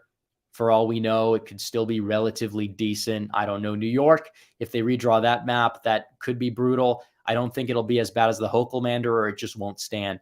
But we'll see. Jason Christie says, do you think the indictment and all the nonsense will help or hurt Trump in the 2024 general? I don't think it will necessarily help him on the surface of it, but I don't think it will hurt him either. Like, the way that Trump was talking, even about like the stuff about the sexual allegations, whatever, like the way that he came across when it came down to that probably like even helped him among like women. Even you heard women in the audience cheering, for one thing. You also just heard him seem measured. He seemed honest. He seemed sincere about it. And some people don't like the fact that he's so brash or bold, but it does speak volumes that he is somebody who's just so real, can go out there and just rebuke it hands on. If DeSantis is going to, if they throw allegations at DeSantis, which if he's really a threat to them, they honestly would. I mean, that's what people do nowadays. They did it to Kavanaugh. They do it to a lot of people. How will he respond to it? It's that sort of thing. But also, this does serve as ammunition to his base. The other side, I'm not even sure like what affects them anymore. They already believe Trump is evil. He's the Antichrist. He can do no right. And his base is, they like to see him go on the offense and attack these people. It like lights a fire under them. And it does. And every moment that they are like throwing a temper tantrum about on CNN, it's usually because he's doing something good, more likely than not. And you could tell based off of what angle they're going at the temper tantrum from.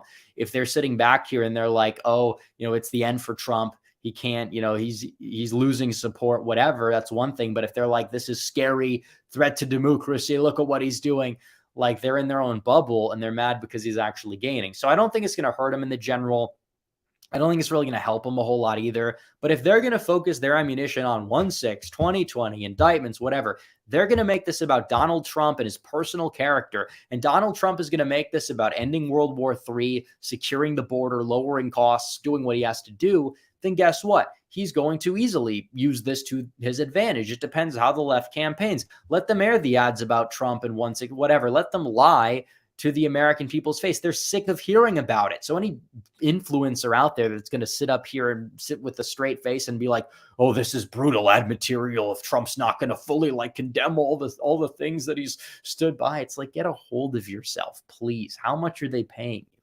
Probably a lot, but it wouldn't be worth it for me to lie like that for whatever amount of money, because I'm not a grifter, unlike a lot of other people. Matthew Pacheco says, Rick Wilson from the Lincoln Project had a Twitter meltdown last night. Yeah, it's like, why are they platforming him? I don't know, because the ratings suck and he brings the ratings because he's entertaining. He's fun. It worked out for him.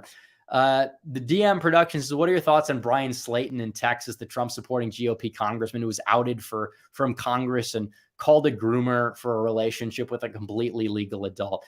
Well, I know a lot about this situation. I don't want to talk about it too much, but it's a sad, sad situation. And I will say that the establishment was so willing to throw him under the bus. And if he was somebody who was in the establishment, he would not have been unanimously expelled. And they don't really look into the whole nuances behind the situation. Everything was technically legal to my knowledge. There's no charges. He's not being arrested for one reason or another. Seems on the surface level that he didn't break the law, and he's not like a groomer in the sense, because they're like, oh, he's a hypocrite.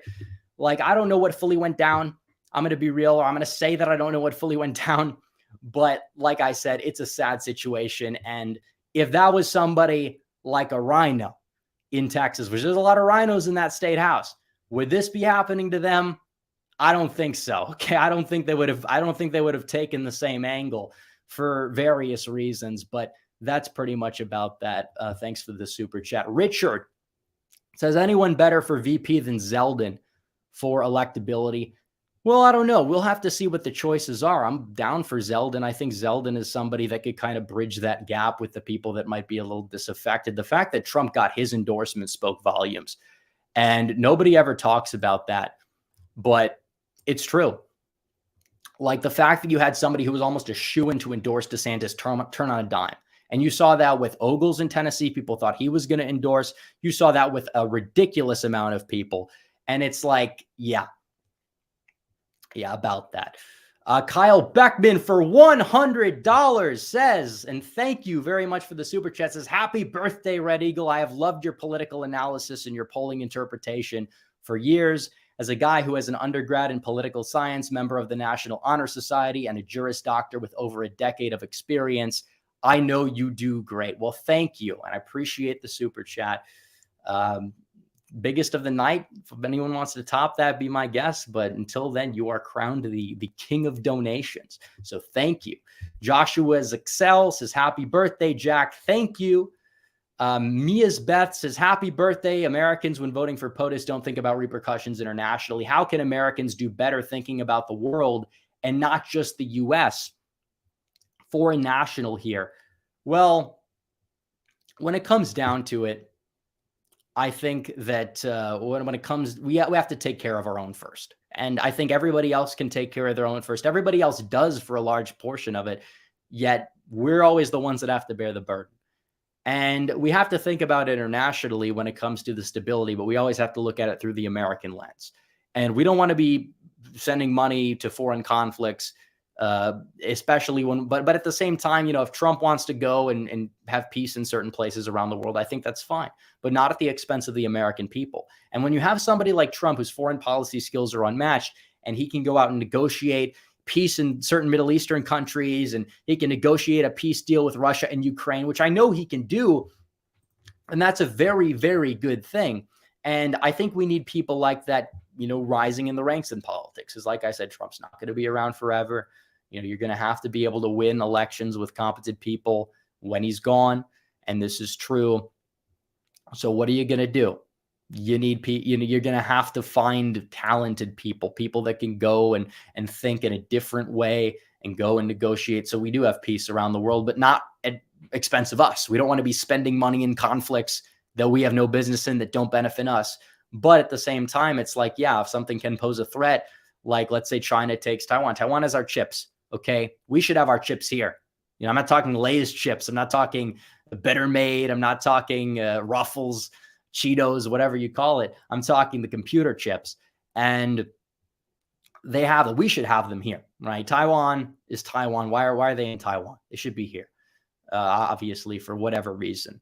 But nevertheless, they're there.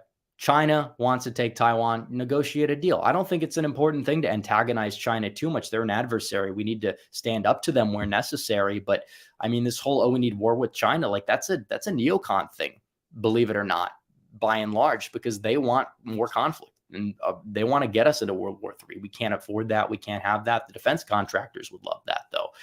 And that's an issue. So it's like, we need to be strong on China. A lot of people, in the establishment, they either want a war with China or they just want that they're fine with them taking advantage of us. And we can't have either thing happen.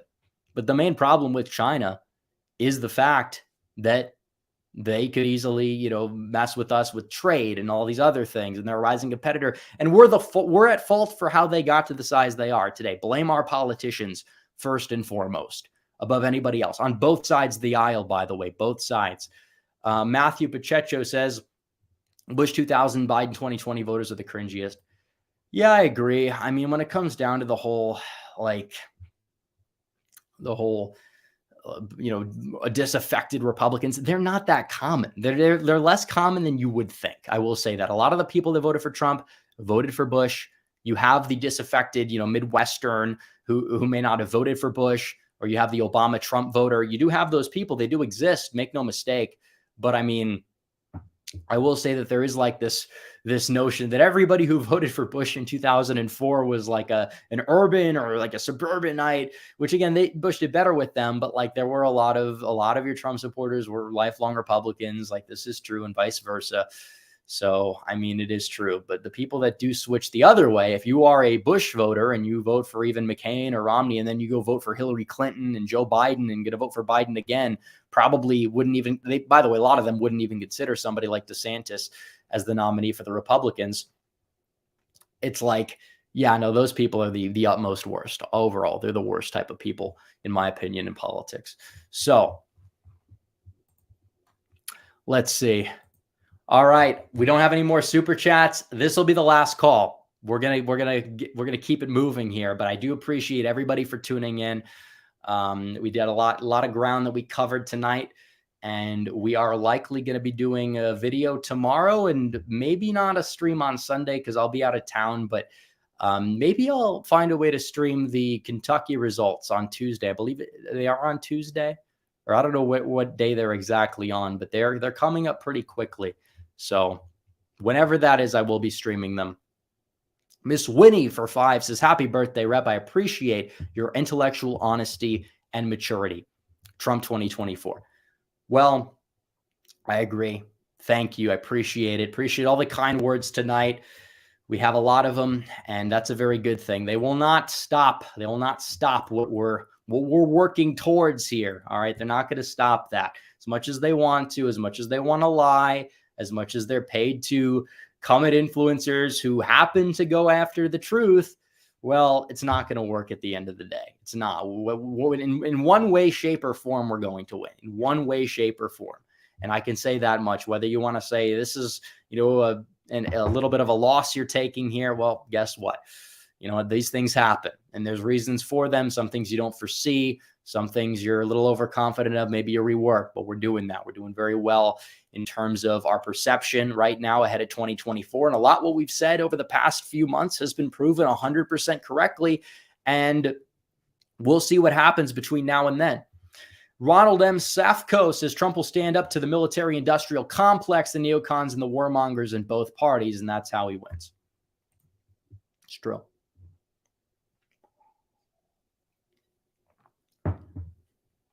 It's true. He is somebody who can, again, position himself as the outsider. They will attack certain elements of his presidency. You learn on the job sometimes. All right. You do learn on the job sometimes. And you don't always get off the hook for that. I'm not going to say that he did everything perfectly. Of course not. I don't think he knows. I don't think he would admit that, at least in his mind. He's got a big ego, and that's a very good thing, by the way, because he uses that to his advantage because he doesn't apologize for a lot of things. And why should he? You don't want to sit there and grovel on the floor and say, I was wrong here. It's like, no, you pivot, you're strong, you never give up. That's always been his slogan, never give up. And he's running because he's always been a very stubborn guy. He doesn't give up, and it works out to his advantage. If he gave up in 2016 down the stretch like Mitt Romney did, he wouldn't have ever been president. You'd have Hillary Clinton as president right now, possibly. So, yeah, about that. Blue Dot Inc. says, are suburban women voters a monolith? No. And like I said, the suburbs are not monolithic. You have all kinds of people in the suburbs. You have white working class people in the suburbs. A lot of them voted more for Trump than they have past Republicans. That's why you have Macomb County voting more Republican, and you have Oakland County voting more blue.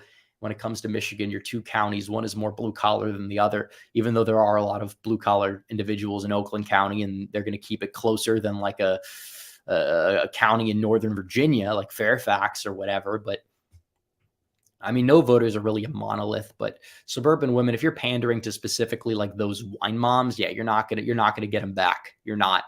I mean, you got to talk about the issues.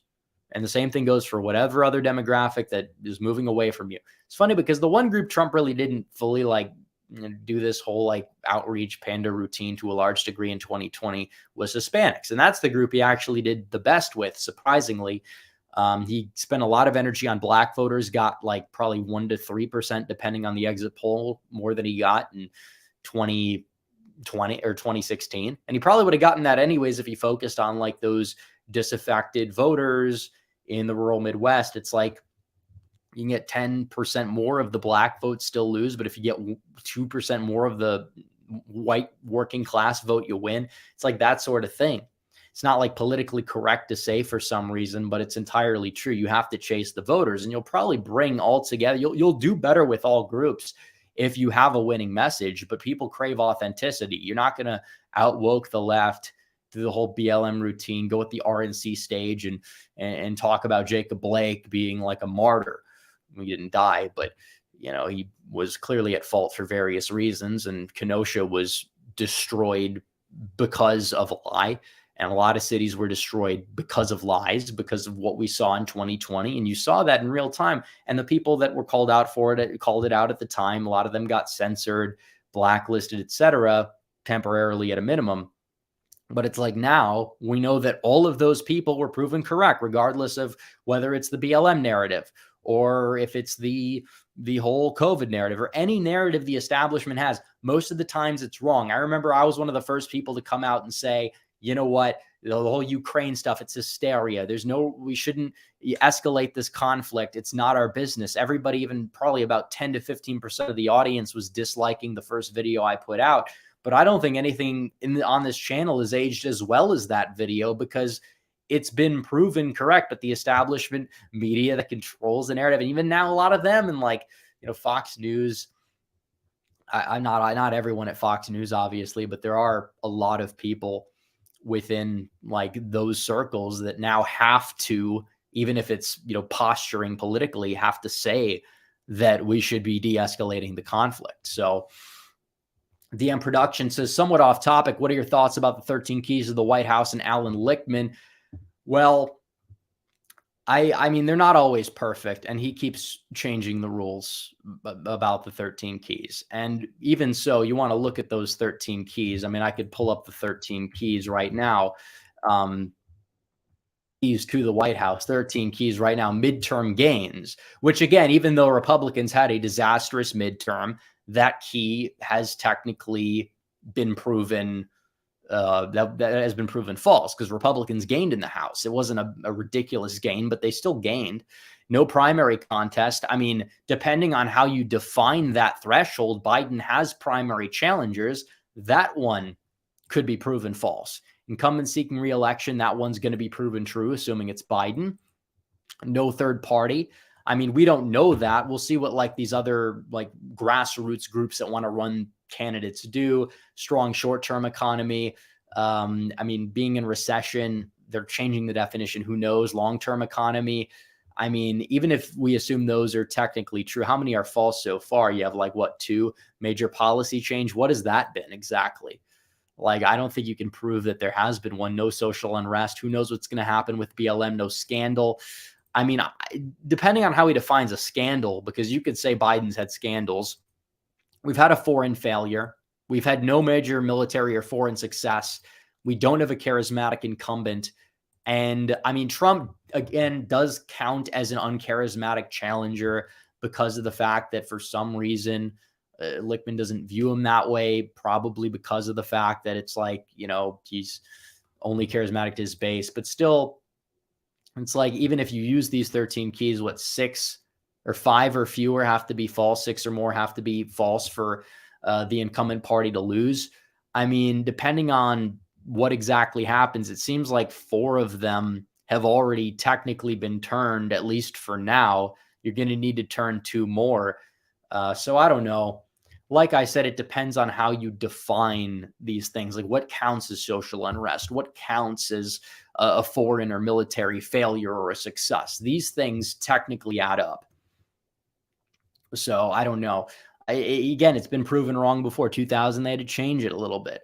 So, I mean, they can have the keys all they want. It doesn't always impact the outcome. What about turnout operation? Republicans need a turnout operation. All the metrics for 2020 or 2022 showed Republicans winning the House, the Senate, everything. And then they made us look bad because they didn't do their job on election day or before. And it's like, now we all have egg on our face. Everybody who predicted anything, even was it Nate Silver said Republicans would get 52 Senate seats. I said 53, and I was teetering back on the Masters thing, had Herschel potentially going to a runoff there.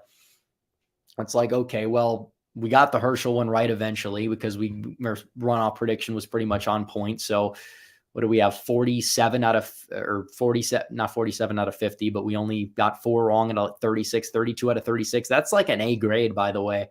It's like a 90% success rate. If I was an NFL kicker, I'd be in the Hall of Fame, by the way. Let's just put it that way.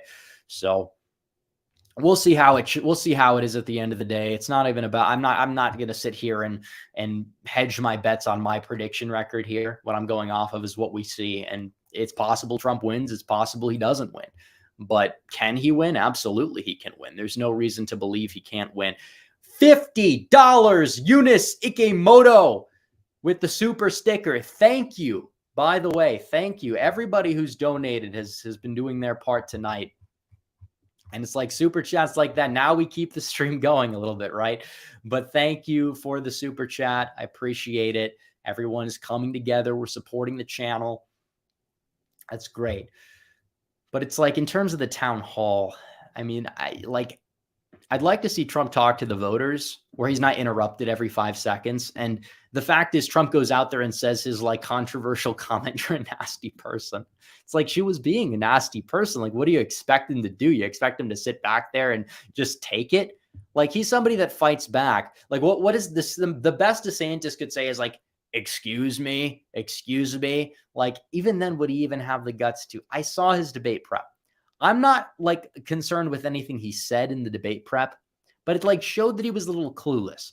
And it's like, if you want to get to the presidential level, like, you have to actually go out there and prove yourself that you are somebody who can just take anything head on. And if you can't stand up to bisexual meth head Andrew Gillum, or even at times look weak against the corpse of Charlie Crist, how are you going to deal with Putin? How are you going to deal with Xi? How are you going to deal with all these foreign leaders and adversaries that you are talking a lot of trash about on the campaign trail, saying, oh, authoritarian gas station with nukes? It's like the same rhetoric Romney used and McCain used. Says one thing to Tucker, says one thing to Piers Morgan, the British guy. It's like I said, I'm not somebody that's even like fully just coming from this anti-Iran. It's like, oh, we got to protect Trump. It's not about that. You have to look at the people behind this candidacy. why they're behind him and the way that they have been behaving. And that just makes me all against it even more.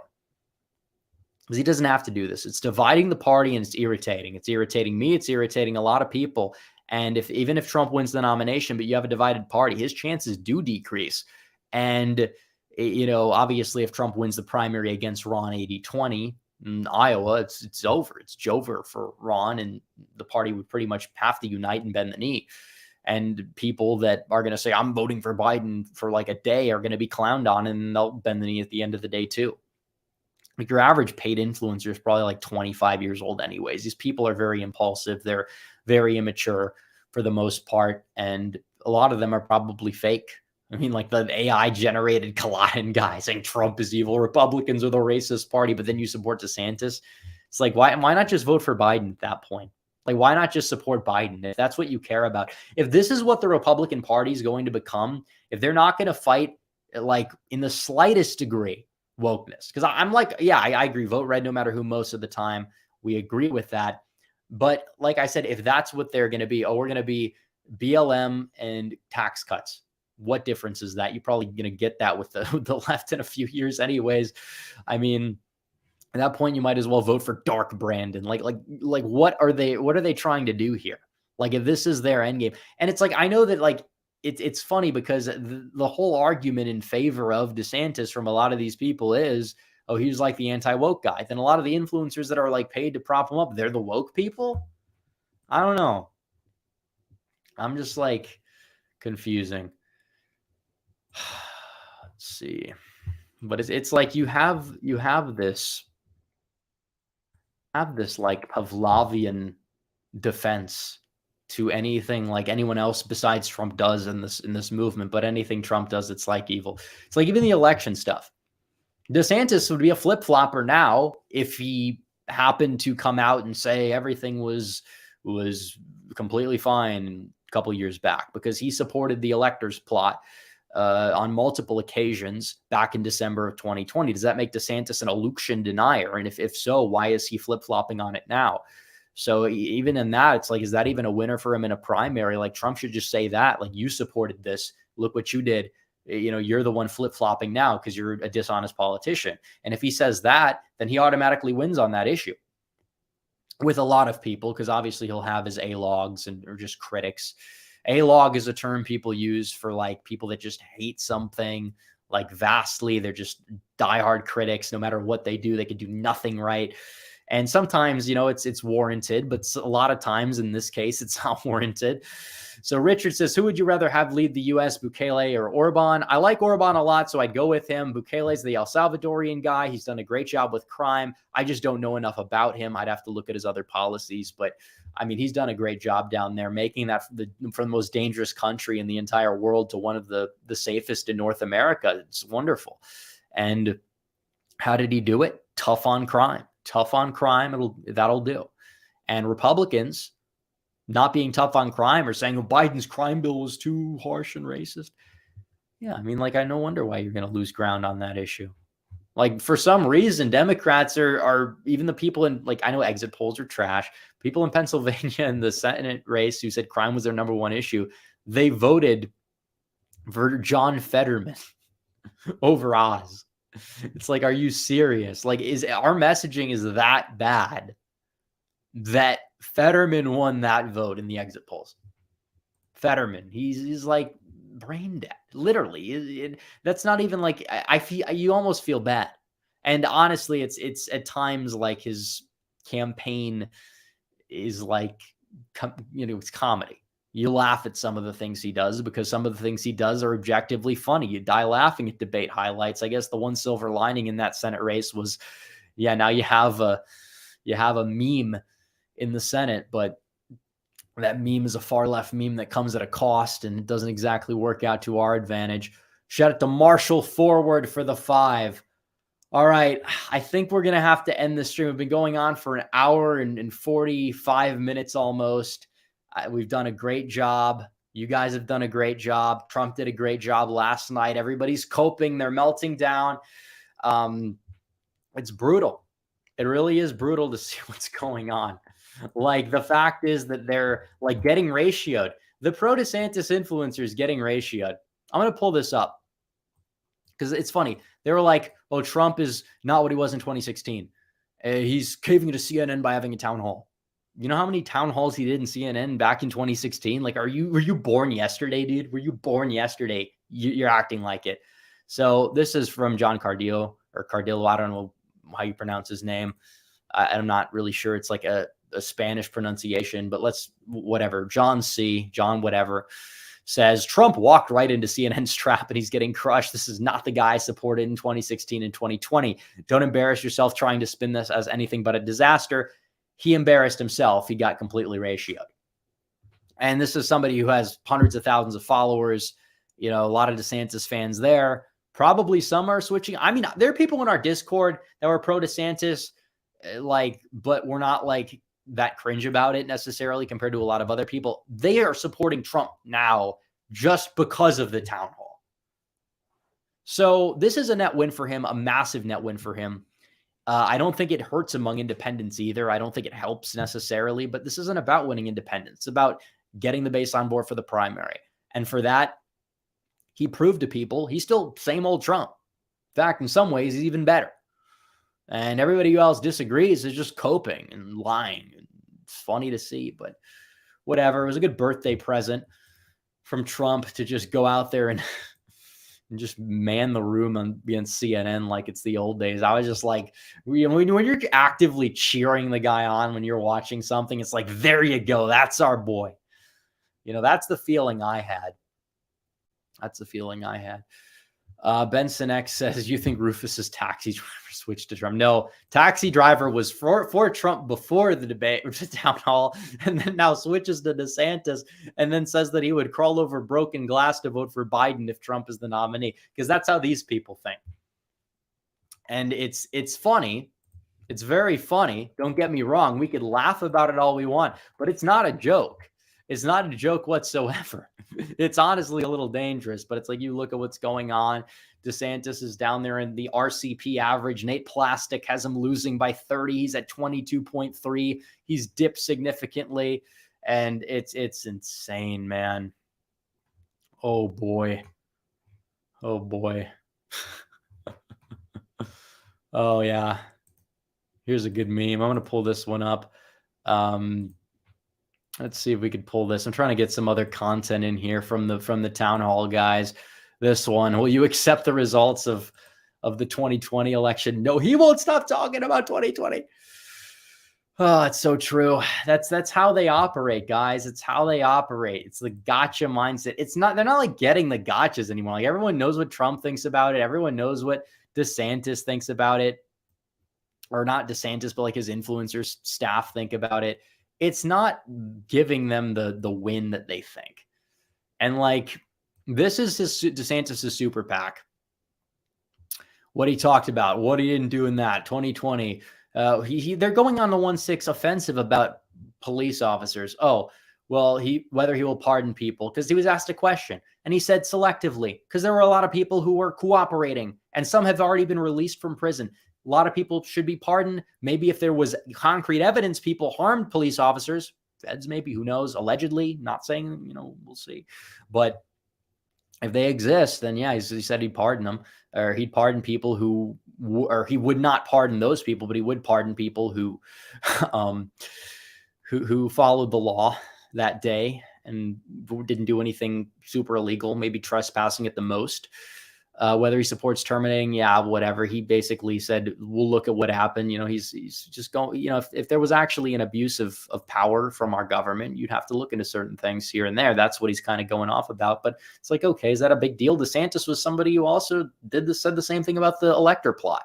So, like I said, are they really getting the one up on him? No. And you can fight back actively against this and win. It's pretty easy. The sex abuse case, he was found guilty. And even though they said there was like no abuse, but they still sued him for like abuse that they unspecifically said. And like, it's just so evident Trump really didn't even know this woman that well, maybe met her once. And like, it's ridiculous. The cat named Vagina. Yeah. See, they're using the left talking points. People are like, Trump's attacking Ron from the left on Disney. It's over for Trump. It's like, well, look at what this campaign is doing, because Never Back Down is the DeSantis super PAC. He answers to these people. He gets their money to run for president. Make no mistake. And they're attacking Trump for things that you would see Biden attacking. All this stuff a Democrat could say. Every single thing.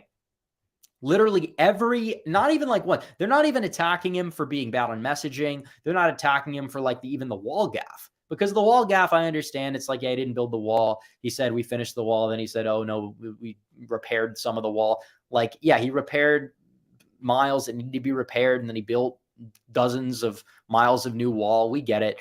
We saw it being built. We saw the videos. I mean, it's real. But they're not attacking him on any of that even. Like, they're attacking him on like the Lincoln Project type stuff. And if that's their campaign, they're going to go up in flames. It's like they're just going to go out there and it's going to be brutal. They're just burning right now. It's honestly like it's almost sad. It's almost sad, folks.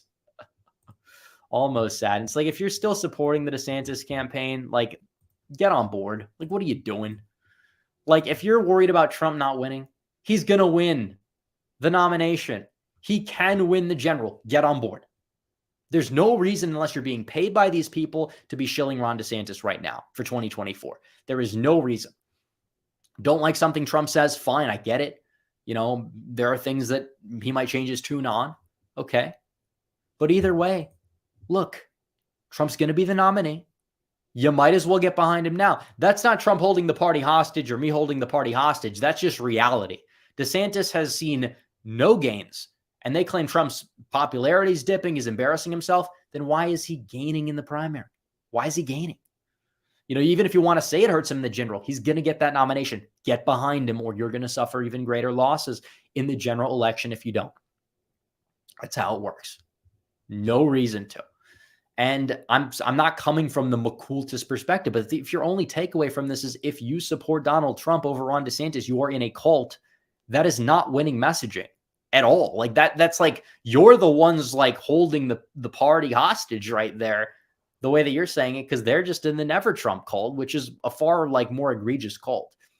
Because I've never heard a single DeSantis supporter attack DeSantis. If they've ever attacked him, it's from the left. Like, oh, you shouldn't have signed that abortion ban, because they're like the eluctability crowd. But everybody else, they will say nothing bad about DeSantis, or they will not praise Trump for anything. You know, maybe they did back in the day if they preferred one or the other, but this is an issue. This is a major issue, and it needs to be dealt with. And we're going to have discussions and debates when I get back to Texas, maybe doing the call-in stream, probably in a week or two. I'm going to do it before the end of May. You can hold me to that. We're going to get it done, and maybe we'll have some DeSantis people on the phone lines. They're going to have to pay to get in the Discord, but that's pretty much it, unless we could schedule like a DeSantis roundup. I'll take them 5-on-1. I'll take them 10-on-1 if I can. I'd probably mute them individually, but it's like we go in these Twitter spaces, we talk to all these people, and it's like it's not even a contest. The goalposts move faster than anything. They run faster than a car that's like got 500 horsepower just barreling down the freeway at 180 miles per hour. It's unbelievable how it happens. And then eventually it stops at the eluctability thing. And then they get disproven on that. Then it goes back to the policy thing. Then it goes back to the eluctability thing. And when Trump goes out there and has a night like he had last night, it all comes crumbling down. It does, just like that blue wall in 2016. And that blue wall, I mean, I'm not saying it's going to come all the way down, but it's definitely going to be cracked at the rate we're going. Wisconsin goes, Pennsylvania, you know, take that. But I've just never felt more certain watching parts of that town hall that I'm like, okay, this guy's going to win this thing. Now, it's a little rough around the edges. Lion's Den, first major media appearance in years. So it's not going to be something, and it's on the opposing side's media too. So it's not always going to be, oh, he didn't do this, he didn't do that. It's not always going to be perfect. It's a long way to go, but he did a damn good job, and you can write that down. At the rate he's going, he's got this nomination. He's going to work for it, though. He is. So this is a good week for him. DeSantis people can't even spin it any other way. CNN made him look good. I don't think that was their intention, given how they reacted to it. I think they're regretting it. They're going to be like, we're not going to promote lies and disinformation. They're the one lying. They lie about everything. They lied about 1-6. Trump pulled out the receipts and corrected him on 1-6. They're the liars. They're the ones that Trump was fact checking. That should tell you everything you need to know. Doomsday Machines had just joined. We thought 2016 Trump was gone, but no, he needed an awakening. Now he's back with a vengeance. Trump 2024. Absolutely. It's not 2016. It's 2024, folks, and Trump is ready to win 2024. Will he do it? That depends on a lot of factors. I'm not saying it's guaranteed. You got to get that turnout operations. A lot of things we've already covered on this stream. And we're going to end the stream because it's been almost 2 hours. But thank you guys for tuning in. You guys were great in the donations. Thanks for all the birthday wishes. Another year older. Let's make it a good one. Let's be productive, daily content, all that stuff. Let's get it going, guys. It's going to be great. And hopefully we will be covering another Trump victory in 2024, but we'll see. A long way to go. But anyways, guys, thanks for watching this live stream. Like the stream down below. Subscribe, hit the bell. I'll see you guys in the next one. Red Eagle out.